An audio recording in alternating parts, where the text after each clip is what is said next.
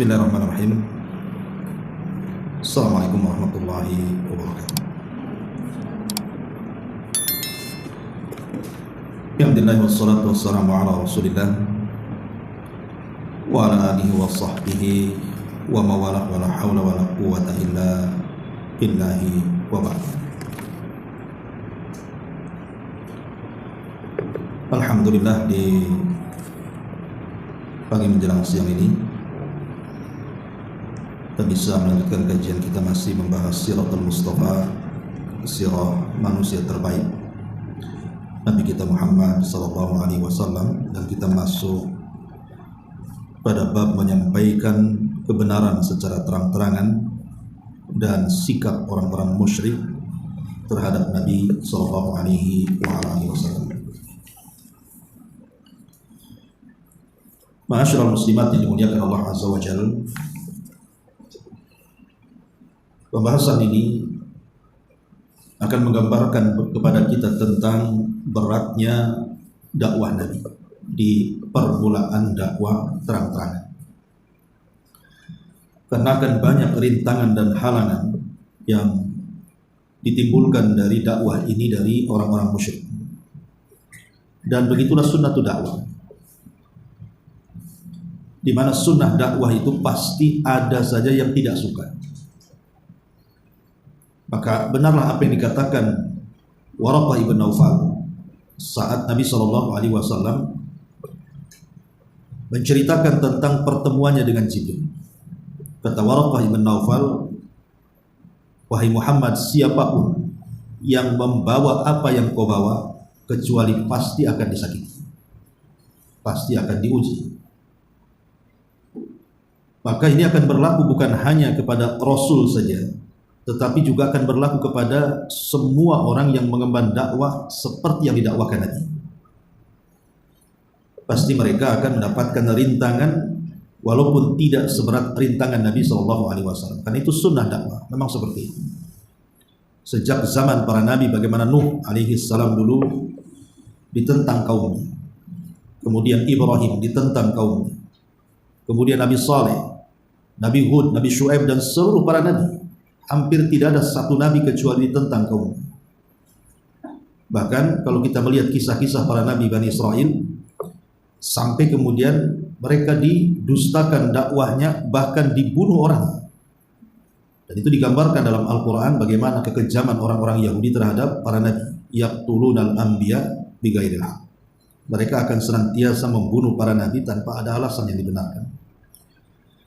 Dan itu juga mereka lakukan kepada nabi, kan? Cuman mereka tidak berhasil saja.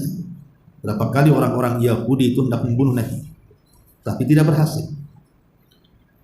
Karena kematian seorang Rasul akan berbeda dengan kematian para Nabi. Karena Allah Subhanahu wa Ta'ala menjamin keselamatan mereka. Mereka tidak akan mati dibunuh. Makanya Nabi SAW meninggal karena sakit yang dideritanya. Dan tentu ini karena takdir Allah Subhanahu wa Ta'ala. Nah, di sini pengarang membuat sebuah bab menyampaikan al-haq secara terang-terangan dan sikap kaum musyrikin terhadap dirinya. Teriakan lantang yang dipekikkan oleh Rasul sallallahu alaihi wasallam itu masih menggaung di seluruh penjuru Mekah. Artinya dakwah Nabi sallallahu alaihi wasallam terus tidak berhenti sampai menyebar di seantero Mekah. Puncaknya ketika Allah Subhanahu wa Ta'ala turunkan dalam surah Al-Hijr ayat 94, "Fasda' bima tu'mar wa a'rid 'anil musyrikin." Maka sampaikanlah oleh Muhammad secara terang-terangan segala apa yang diperintahkan kepadamu, dan jauhi atau berpalinglah dari orang-orang musyrik. Maka sejak ayat ini turun, maka Nabi SAW terus kemudian melantangkan dakwahnya, mengatakan kepada kaumnya, "Sembahlah Allah, kalian tidak memiliki Tuhan selain daripada Allah Subhanahu wa Ta'ala," alias dakwatut tauhid. Dan begitulah para nabi. Tujuan dakwah mereka hanya satu, mentauhidkan Allah Subhanahu wa Ta'ala. Sebagaimana Allah mengatakan, "Walaqad ba'atsna fi kulli ummatin rasulan an ibudullaha wajtanibut taghut." dan tidaklah kami utus pada tiap-tiap umat ini seorang rasul kecuali tugas mereka menyampaikan sembahlah Allah dan jauhi sesembahan selain daripada Allah Subhanahu wa taala. Kekhawatiran orang-orang musyrik ini itu berasal justru dari para pembesar mereka. Jadi yang menentang dakwah permulaan itu justru dari para pembesar, dari orang-orang tua. Karena anak-anak mudanya justru banyak yang beriman. Makanya kenapa kemudian mereka orang-orang tua seperti Abu Jahal, Umayyah, Al-Walid dan banyak lagi tokoh-tokoh Quraisy itu sulit sekali mendapatkan hidayah dari dakwah Nabi Shallallahu Alaihi Wasallam. Ya, karena Allah sudah mencabut sifat rahmat di hati mereka. Ketika Allah Subhanahu Wa Taala menyindir mereka dengan menurunkan ayat Ara'aital ladzi yukadzibu biddin. Tidakkah kau melihat para pendusta agama itu? Ayat ini kan turun pertama kali di kota Mekah. Artinya khitabnya kepada para musyrikin Mekah. Walaupun yang namanya Quran itu kan bukan karena sebab turunnya, tetapi karena umum lafadznya. Tapi kalau kita melihat sebab turunnya, surah Ara'aital ladzi yukadzibu biddin ini menunjukkan bagaimana keras hatinya orang-orang musyrik Arab. Ada yang mengatakan bahwa surat itu turun kepada Abu Jahal. Ada yang mengatakan ayat itu turun kepada Abi Sufyan. Ada yang mengatakan ayat itu turun kepada Umayyah. Macam-macam. Intinya yang disasar adalah para pembesar.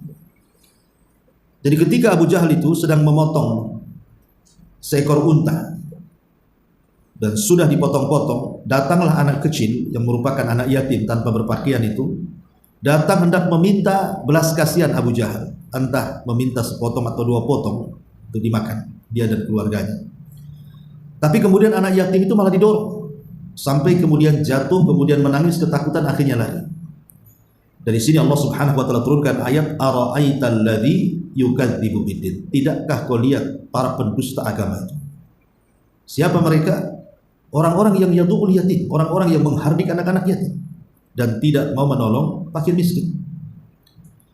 Ulama tafsir mengatakan, lihat bagaimana kalau seandainya para pembesar Quraisy itu yang awal-awal itu ada sedikit rahmat dalam hati mereka, ada sedikit kasih sayang dalam hati mereka, tentu mereka akan mudah dapat hidayah. Tetapi karena sudah dicabut rasa kasih sayang mereka, mereka tukang menghardik anak yatim, mereka tukang kasar dan keras terhadap fakir miskin, dan mereka juga orang-orang bakhil, tidak mau saling menolong dengan meminjamkan perabotan rumah tangga mereka kepada tetangga atau disebut dengan wayamnaunal ma'un. Itulah penyebab terbesar orang-orang itu susah masuk Islam. Kenapa? Karena kerasnya hati, tidak ada rahmat dalam hatinya. Sehingga para pembesar itu sulit, dan itu juga bahaya. Makanya keras hati itu bahaya. Orang yang hatinya keras itu susah dapat nasihat. Orang kalau sudah keras hatinya susah dapat nasihat. Mau dikasih dalil 1000 dalil, 2000 dalil sekalipun, kalau sudah keras hati sulit untuk menerimanya. Makanya salah satu penyebab kenapa orang-orang ini ditawarkan Islam menolak, ya tadi karena tidak ada rahmat dalam hatinya. Yang ada hanya keras saja dalam hatinya. Lah itulah yang kemudian menjadikan penyebab permusuhan. Ketika Nabi SAW mulai berdakwah secara terang-terangan kepada para pembesar Quraisy ini. Masyarul muslimat yang dimuliakan Allah Azza wa Jalla. Maka kita tahu bahwa Nabi SAW ketika di permulaan dakwah beliau, macam-macam kan uslub ataupun metode orang-orang musyrik itu dalam rangka memerangi Nabi SAW. Lah karena ada kekhawatiran kalau seandainya dakwah Nabi SAW semakin meluas, bukan hanya di lingkungan orang-orang Quraisy tetapi juga akan keluar. Kenapa ada kekhawatiran keluar? Karena kan setiap tahun ada haji. Jadi orang-orang luar kan banyak yang datang ke Mekah. Bisa saja Nabi SAW mempengaruhi jemaah haji. Akhirnya kemudian orang-orang yang haji itu masuk Islam dan akhirnya berkembang Islam itu. Lah karena ada kekhawatiran kemudian perkembangan dakwah Islam di masa itu, maka bersepakatlah para pembesar Quraisy itu, mereka ingin rapat besar-besaran mencegah jangan sampai musim haji tahun depan ini terjadi penyebaran dakwah tauhid. Maka berkumpullah mereka kemudian saling memberikan ide. Apa idenya? Jadi di antara mereka ada yang mengatakan, bagaimana kalau seandainya kita jelek-jelekan saja si Muhammad itu di tengah-tengah orang-orang yang sedang melaksanakan haji, baik dari luar ataupun dari dalam. Kita fitnah saja, kita sebar berita hoax. Nah, yang ketika itu kumpul pembesar Quraisy itu, salah satunya Al-Walid yang memang dedengkotnya kan, Al-Walid ibn Mughirah, Abu Jahal, Umayyah itu kan dedengkot-dedengkotnya. Jadi ketika itu yang memimpin rapat adalah Al-Walid ibn Mughirah. Dan ingat, Al-Walid ibn Mughirah ini diturunkan padanya surat dalam Al-Quran untuk mencelanya, surah Al-Mudaththir, yang Allah katakan sa'uslihi saqar, kami akan masukkan dia ke dalam neraka saqar. Kenapa Al-Walid itu diancam oleh Allah dalam surah Al-Mudaththir itu? Yang Allah katakan darni wa man khalaqtu wahida wa ja'altuhu malam mamduda wa banina syuhuda, sampai kepada sa'uslihi saqar. Itu kan beberapa ayat itu turun kepada Al-Walid. Ada asbab nuzulnya. Jadi Al-Walid ini sebenarnya dia orang paling kaya. Dia lebih kaya dibandingkan Abu Jahal. Jadi tanahnya terbentang dari Mekah sampai ke Taif, itu saking kayanya. Satu-satunya orang paling kaya di zaman itu. Karena kan kekayaan di zaman itu kan dilihat dari besarnya tanah. Sama orang-orang desa kan, kalau tanahnya luas dia kaya gitu ya. Kalau orang kota banyak kos-kosannya. Nah, kalau orang, karena nggak boleh memiliki tanah banyak-banyak di Batam ini kan. Jadi Al-Walid ini disegani. Belum lagi memang orangnya dermawan baik. Ingat, Al-Walid ibn Mughirah ayahanda daripada Khalid ibn Walid. Jadi Al-Walid ini dia menguasai syair-syair manusia, bukan hanya syair manusia, dia pun mempelajari syair-syair setan, syair-syair jin. Sedikit dari ilmu perdukunan. Jadi satu hari Al-Walid ini berjumpa dengan Abu Bakar, dan Abu Bakar membacakan Al-Quran. Ingat, Al-Quran itu tidak bisa ditandingi oleh syair siapapun. Takjublah Al-Walid ibn Mughirah ini dengan Al-Quran yang dibaca Abu Bakar, sehingga senang. Lambat laun akhirnya dia bertanya kepada Abu Bakar, dari mana kau dengar dan dari mana kau pelajari? Kata Abu Bakar, dari Nabi, dari Muhammad SAW. Kalau kau mau, aku pertemukan. Akhirnya kemudian Al-Walid dipertemukan dengan Nabi SAW, dan sejak itulah dia suka mendengar Al-Quran, karena ya dilihat bahasanya itu dia suka gitu, karena syair saja tidak seperti itu. Jadi lama-lama terpengaruh, dalam hatinya membenarkan akan kenabian Nabi SAW, tapi tak memasuki Islam karena dia tokoh masalahnya. Jadi akhirnya Al-Walid ini menjelaskan kepada Abu Jahal dan orang-orangnya tentang kedudukan posisi Al-Quran seperti apa. Jadi Abu Jahal ini udah curiga nih, ini bahaya nih, si Walid ini kalau masuk Islam bahaya. Dengan kekayaannya bisa mempengaruhi orang, bisa masuk Islam semua tuh. Akhirnya kemudian Abu Jahal berbuat siasat, makar, ya, untuk menjelek-jelekan Al-Walid supaya tidak ditokohkan lagi. Itulah yang dikhawatirkan Al-Walid. Dia takut hilang kedudukannya di mata orang Quraisy. Sehingga yang tadinya dia harus mengucapkan kebenaran berbalik menjadi sebuah celaan. Makanya Allah Subhanahu wa taala menurunkan beberapa ayat dalam surah Al-Mudaththir dalam rangka mencela Al-Walid karena dia tahu kebenaran tapi menolak kebenaran. Lah ketika musim haji, tak lagi mau musim haji ini, orang-orang datang dari mana-mana. Jadi Al-Walid ini memimpin rapat gitu ya, para pembesar yang lainnya untuk menjaga dakwah Rasul di musim haji. Kemudian dia pun meminta pandangan kepada orang lain, kira-kira apa yang harus kita lakukan di musim haji ini. Jadi mereka mengatakan kita harus memfitnah si Muhammad itu supaya jemaah haji jangan terpengaruh. Ini bahaya. Dengan fitnahan apa? Akhirnya sebagian mereka mengatakan, bagaimana kalau kita katakan dia itu seorang dukun, seorang kahin. Kata Al-Walid, demi Allah, dia bukan seorang dukun. Kita tahu dukun seperti apa, mantra-mantra yang diucapkannya, qomat kamit yang diucapkannya. Aku tidak pernah melihat dari lisan si Muhammad itu qomat kamit seperti dukun. Sehingga kayaknya nggak masuk di akal gitu. Akhirnya sebagian mereka mengatakan, bagaimana kalau seandainya kita anggap dia itu gila? Maka Al-Walid juga mengatakan, demi Allah kita tahu orang gila seperti apa. Ya. Dia bukan seperti gila, dia waras orangnya, berakal orangnya. Tidak mungkinlah orang waras kita katakan gila, karena tidak ada ciri-ciri orang gila. Kayaknya tidak masuk akal. Kemudian yang lain mengatakan, bagaimana kalau seandainya kita katakan dia penyair, pembuat? Maka Al-Walid mengatakan, dia bukan seorang penyair. Bahkan kita telah mengenal semua bentuk syair katanya, baik rajas, hajas, qarid, makun, macam-macam syair, termasuk syair jin pun saya tahu, kata Al-Walid. Dia bukan seorang penyair. Ini tidak masuk akal. Akhirnya sebagian mereka mengatakan, bagaimana kalau kita katakan dia sahir, tukang sihir? Maka Al-Walid lagi-lagi mengatakan, dia bukanlah seorang tukang sihir. Kita sudah tahu tukang sihir seperti apa. Dia bukan tukang sihir.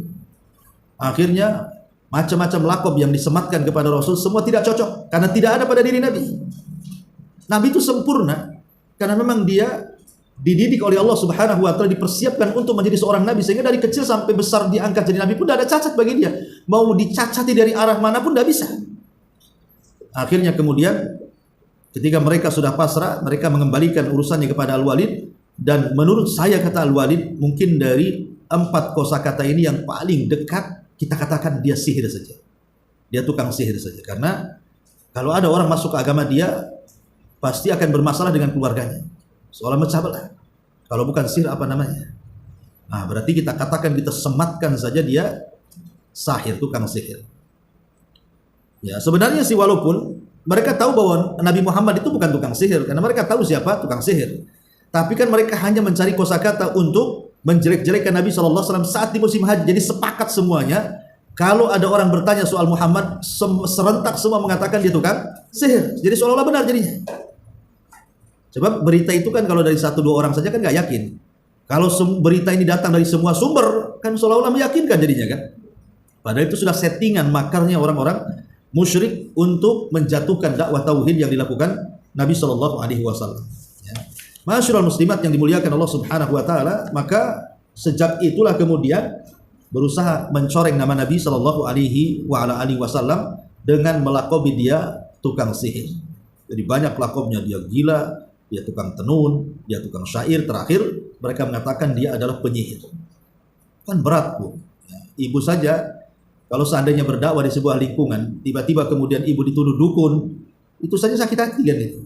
Kita sedang berdakwah, kita dibilang dukun pula. Nah, Nabi SAW seperti itu dituduh dia tukang sihir.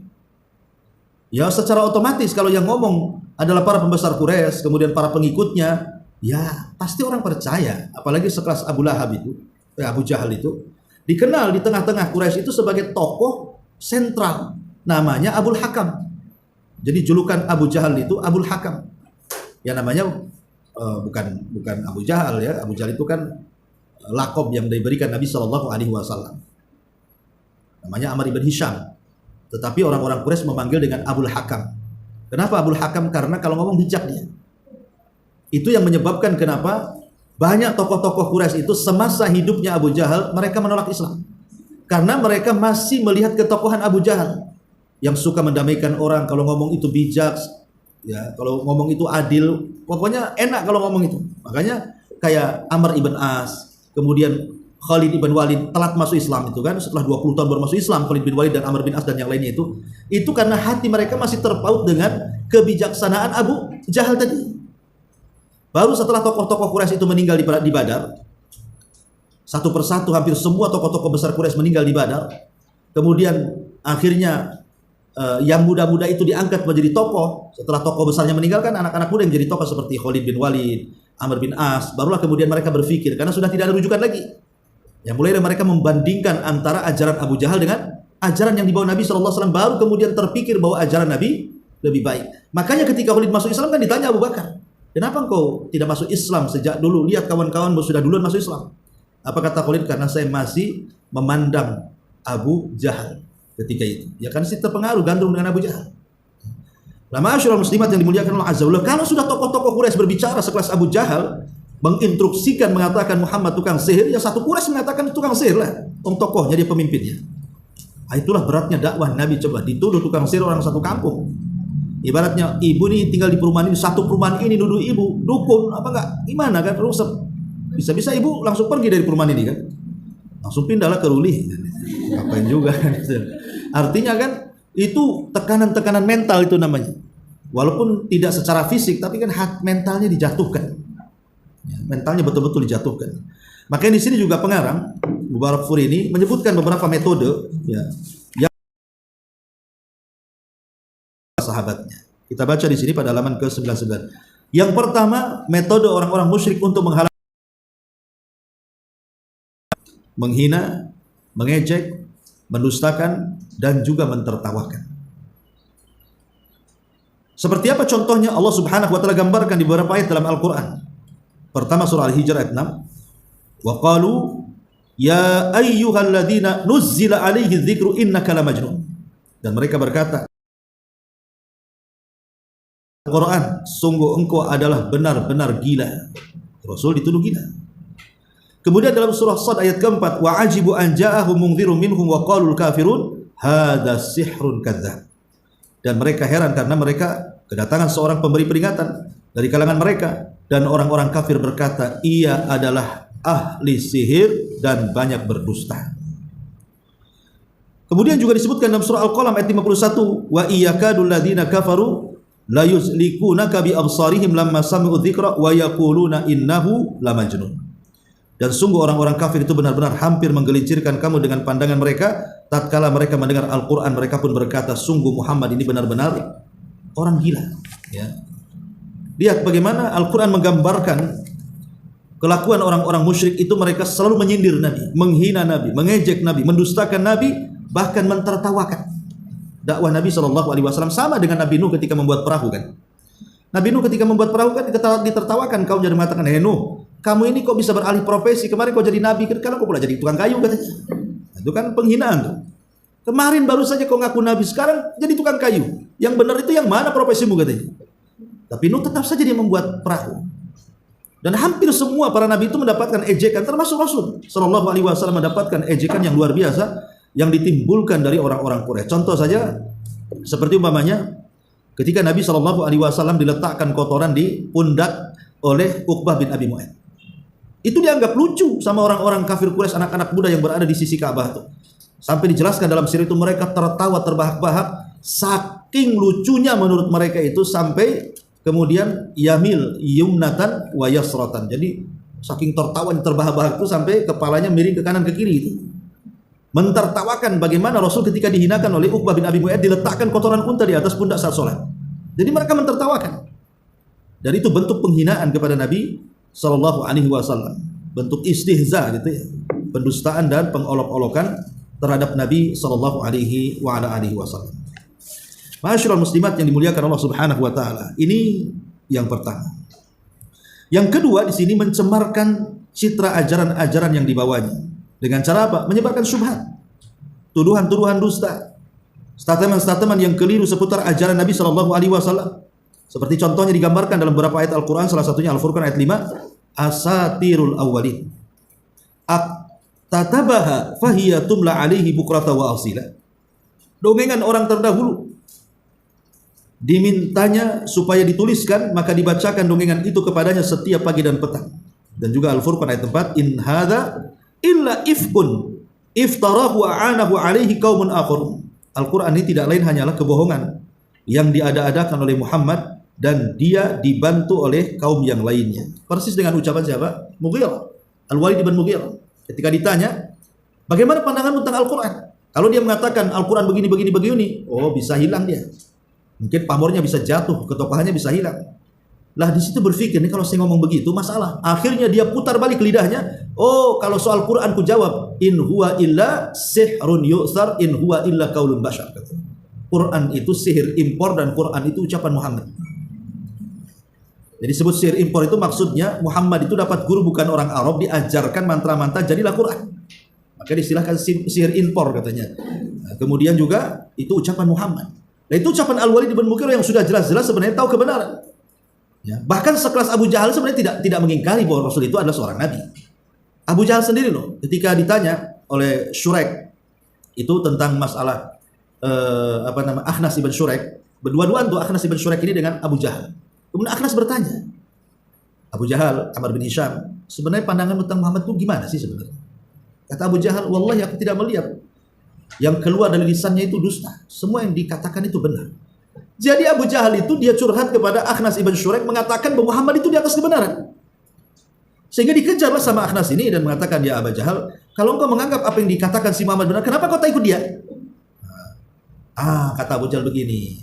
Baru dia cerita soal perkara yang besar. Karena kami Bani Mahzum dengan kabilahnya si Muhammad Bani Abdi Manaf itu kan bersaing di tengah-tengah Quraisy itu. Ya kalau mereka buat ini, kami juga buat yang sama. Kalau mereka buat itu, kami pun buat yang sama supaya mendapatkan hati di tengah-tengah orang Quraisy. Karena kan yang selalu menjadi pemimpin Quraisy itu kan dari dua kabilah ini. Kan kabilah Quraisy kan banyak tuh yang kecil-kecil tuh. Tapi yang besar ini Bani Abdi Manaf dan Bani Mahzum. Ya, terkadang dari Bani Abdi Manaf yang jadi pemimpinnya seperti di masa Abdul Muthalib, itu kan diambil dari Abdi Manaf. Kemudian setelah Abdul Muthalib meninggal, dipilih dari Bani Mahzum, Abu Jahal, kan itu ya. Jadi memang dua kabilah ini yang selalu menguasai parlemen di tengah-tengah Quraisy itu. Jadi kalau ada pemilu itu ya dari dua kabilah di partainya nih. Kadang ini menang, kadang ini kalah, kadang ini menang, kadang ini kalah, kan itu. Jadi Abu Jahal ini ngomong sama Akhnas bin Syuraik ini, kau sudah tahu persaingan kami Bani Mahzum dengan Bani Abdi Manaf. Kami ini mengambil hati orang Quraisy. Kalau mereka buat memberi makan jemaah haji, kita bisa lakukan hal yang sama. Kalau mereka buat ini, kita bisa lakukan hal yang sama. Tiba-tiba mereka mengatakan kami punya nabi, kalian tak punya nabi. Tak mungkin saya katakan kami punya nabi juga, kan itu. Ini apa-apaan, kan itu. Kami tidak bisa bersaing dalam masalah ini. Dari situlah saya tidak akan pernah mengakui dia nabi. Padahal Abu Jahal itu yakin dia nabi, kan. Cuman karena takut menjadi penyaing. Sebab kalau mereka, Abu Jahal meyakini orang Quraisy itu dari Bani Hashim atau Bani Adi Manaf itu punya nabi, secara otomatis Bani Mahzum jatuh pemerintah. Kalau sudah jatuh kan sulit untuk menaikkan para pemimpin mereka untuk menguasai Quraisy. Nah, itu kan masalah kekuasaan sebenarnya, politik kekuasaan. Makanya Abu Jahal tidak mau menerima kebenaran itu kalau masalah politik kekuasaan. Intinya hasad yang ada di hati Abu Jahal itu sehingga menolak kebenaran. Ya. Jadi di sini di antara uslub yang kedua adalah dengan cara mencemarkan citra ajaran Islam yang dibawa Rasul dengan disebarkan syubhat, kedustaan. Oh itu bukan dari Allah, itu dongengan orang lama, oh itu sihir impor, macam-macam lah. Dibuat bagaimana kemudian Nabi itu tidak dianggap sebagai Nabi. Makanya mereka juga mengatakan mali hadzal rasul ya'kulu ta'ama wa yamshi fil aswaq. Ini ejekan. Mengapa Rasul itu memakan makanan dan berjalan di pasar-pasar katanya? Harusnya kan ya dia mulia. Kemudian yang ketiga menghalang-halangi orang-orang yang tidak dapat mendengar Al-Quran. Menghalang-halangi orang agar tidak mendengar Al-Quran. Salah satunya disebutkan bahwa An-Nadhr ibn Al-Harith pergi ke Hira. Di sana dia belajar cerita-cerita tentang raja-raja Persia. Cerita-cerita tentang Rustum, Esfandiar.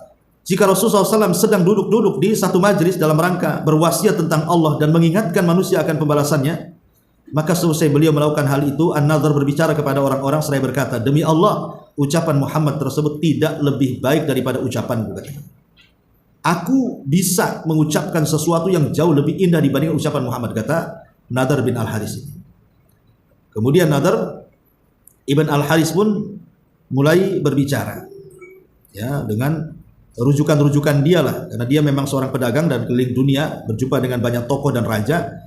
Kemudian belajar tentang ajaran-ajaran luar, merasa bahwa dia lebih tinggi ilmunya dibandingkan Nabi Shallallahu Alaihi Wasallam. Sampai seperti itu, memberikan syubhat kan? Ya. Itu tidak benar. Saya bisa apa yang dia buat, gitu maksudnya. Bahkan juga diriwayatkan dari Ibnu Abbas bahwa Nadhr ini membeli seorang budak perempuan.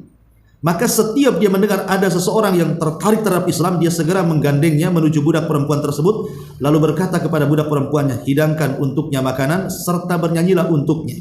Ini adalah lebih baik daripada yang ditawarkan Muhammad kepadamu.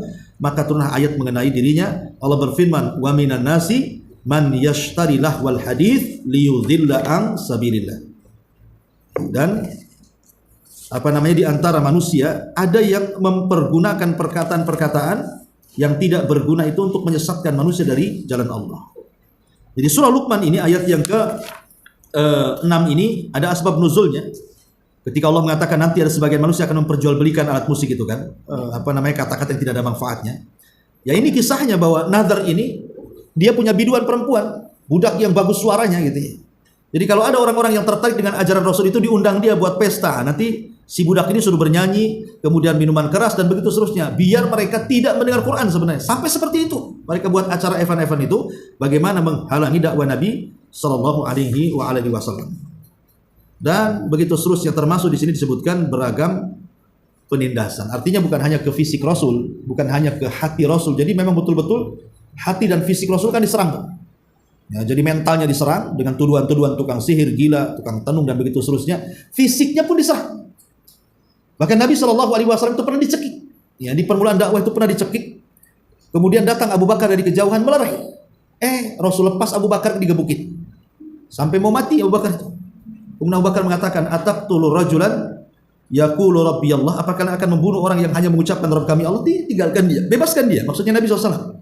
Ketika orang-orang Quraisy membebaskan Nabi, malah Abu Bakar dipukuli hampir mati. Jadi memang betul-betul fisik. Belum lagi seperti kelasnya si Abu Lahab, istrinya yang suka naruh-naruh duri di jalan, ya kan? Supaya Rasul SAW tersakiti, dan memang betul luar biasa. Jadi luar dalam Rasul itu menerima tantangan dakwah dari orang-orang musyrik ketika menyerang Rasul dari segi mental dan juga fisik. Lah termasuk juga para sahabat. Nanti di sini akan diceritakan bagaimana para sahabat Nabi Shallallahu Alaihi Wasallam juga tidak lepas dari intimidasi orang-orang musyrik. Supaya apa? Supaya jangan ada perkembangan. Jadi kalau enggak dicegat gitu kan, pengikutnya nanti makin berkembang, itu maksudnya. Makanya juga sasarannya bukan hanya kepada Nabi, kepada para sahabat juga kena. Bagaimana kisah nanti Bilal bin Rabah disiksa habis-habisan kan itu. Kemudian juga bagaimana Ummu Anmar yang menyiksa Khabbab ibn Arat yang setiap hari membawa besi panas kemudian ditusuk-tusuk ke badannya. Kemudian bagaimana kisahnya Ammar ibn Yasir yang kemudian ditombak kemaluannya ibunya oleh Abu Jahal sampai mati, namanya Sumayyah itu. Kemudian juga suaminya Yasir juga sama gitu ya, dibantai oleh Abu Jahal. Bahkan Yasir anak kecil dipaksa untuk murtad dan memuji Tuhan-Tuhan Lata, Uzza dan menghina Nabi.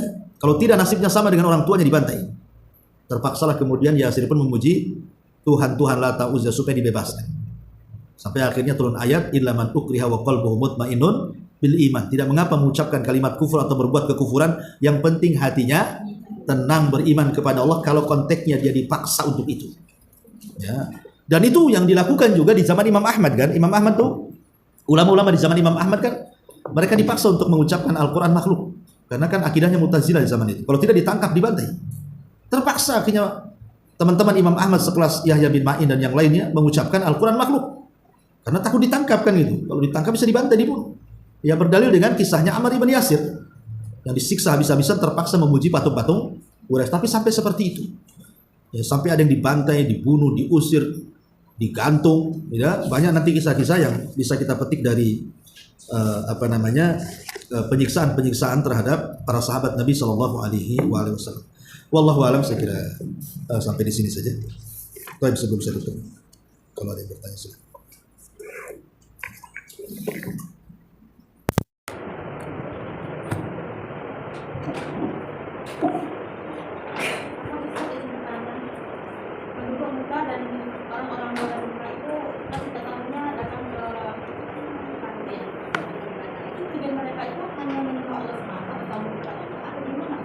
Di zaman itu.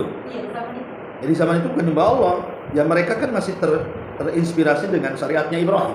Orang Arab yang di luar daripada Mekah itu, mereka masih terinspirasi dengan ibadahnya Ibrahim berupa haji.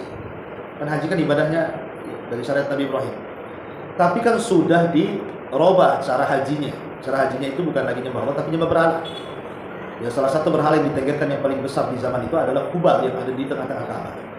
Jadi mereka itu tawafnya ya hanya untuk menyembah berhala, sa'inya menyembah berhala. Semua manasiknya termasuk talbiyahnya pun isinya adalah talbiyah kesyirikan. Tapi asal ibadah hajinya adalah baik, kan itu masih sisa-sisa kan ajaran Ibrahim kan. Makanya setelah Nabi SAW kemudian diangkat menjadi Nabi dan Rasul, terjadi Fatu Mekah, dikuasai Mekah dan Madinah, maka Rasul mengembalikan ibadah Ibrahim kepada asalnya. Dia betul-betul haji untuk mentauhidkan Allah dengan menghancurkan berhala-berhala di sekitar Mekah dan sekitar manasik haji.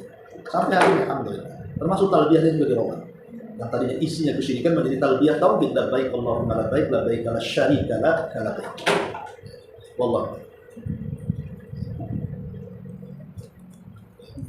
Iya. Tadi kan jelas kalau kaum Quraisy yang tidak menerima karena hatinya keras hatinya, terus tidak ada rahmat di hatinya.